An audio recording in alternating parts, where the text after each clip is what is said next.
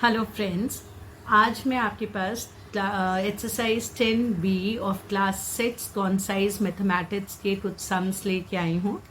I will show you how to solve the sums of ratio and proportion of class 6 ICSE concise exercise 10B, so that it can help you to solve other kind of sums.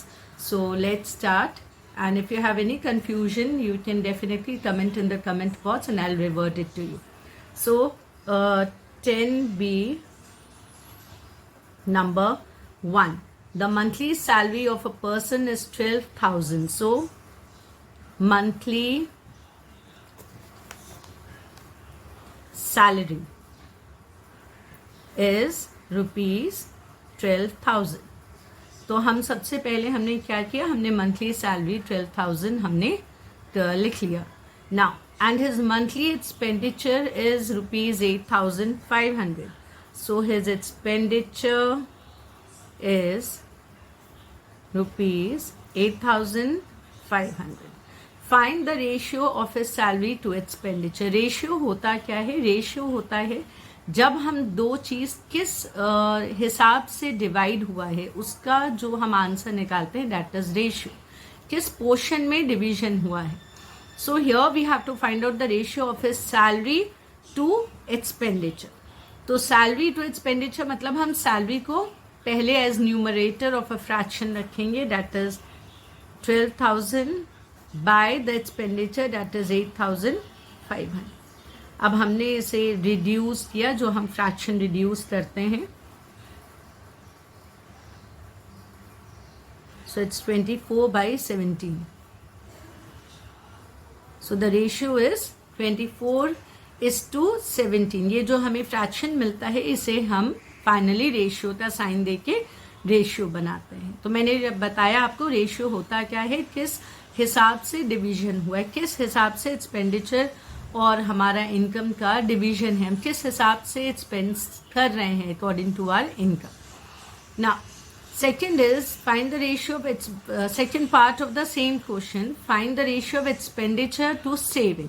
अच्छा, हमें इस सम में saving के बारे में नहीं पता कि सेविंग हमारा कितना है, क्योंकि हमें इनकम और एक्सपेंडिचर ही बताया गया है. So first what we are going to do is we'll find the savings. For that we will subtract the expenditure from the income. So the income is salary is 12,000, expenses was 8,500.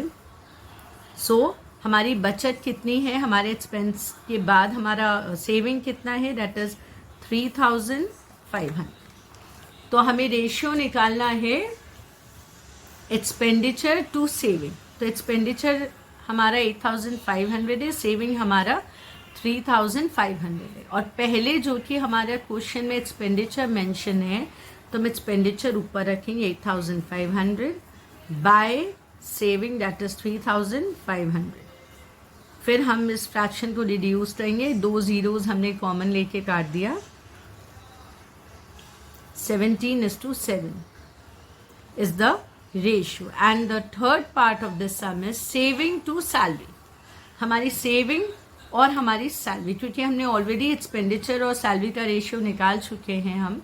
So what we are going to take out is saving to salary. तो saving हमारी कितनी निकली थी, 3,500 after subtracting the expenses from the income.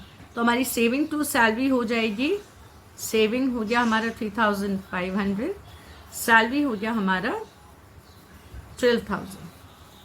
फिर हम reduce किए,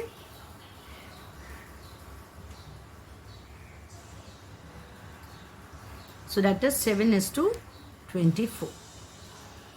तो ये हमारे तीनों रेशियोज निकले. मैं एक और सम आपको दिखा देती हूँ जिससे आपको कंसेप्ट क्लियर हो जाए. Number 2 of the same exercise, the strength of a class is 65. So total number of students हमारे कितने हैं, 65, इंक्लूडिंग 30 गर्ल्स. मतलब नंबर ऑफ गर्ल्स कितना है हमारा, 30. Now commonly, like even if you are not arts, then also you can take out, you that is a common question total number of students you have, number of girls you have. Now we can take out the number of boys. Definitely we have to subtract the number of girls from the total number of students. So 65 minus 30, that is 35. 35 हमारे number of boys निकले. Okay? Now अब बोल रहा है find the ratio of the number of girls to boys. देखिए हमारे number of boys ऐसे भी हमें निकालना पड़ गया. तो ratio of the number of girls to boys mean number of girls is 30 and number of boys is 35. So the ratio of number of girls to number of boys is 30 to 35. Right? Now what we are going to do is we will reduce the fraction and the answer will be 6:7 is the ratio of girls to boys. Next is boys to the whole class. Boys to the whole class जैसे मैंने आपको बताया जो पहले बोला गया उसे हम न्यूमरेटर रखेंगे. तो number of boys is 35 which is the numerator and total number of the students is 65. सो 7:13. आप देखिए मैं कैसे रिड्यूस किया है मैंने फ्रैक्शन को. जैसे ही आपको रिड्यूस करना है then you will take out the ratio. And the third question is the whole class to girls. So the whole class of students, the total number of students 65 and the number of girls is 30. So 13:6. I hope आपको समझ में आया ratio. If you have any problem, do comment. If you like the video, then also do comment and tell me. I'll be very happy to receive those messages. And very soon I'll be updating another topic of class 6 and then so on. If you want me to do sums for number class 8, 9, 10, 7, whichever class, you can just comment and I'll put forward a video for that. And thank you so much for watching.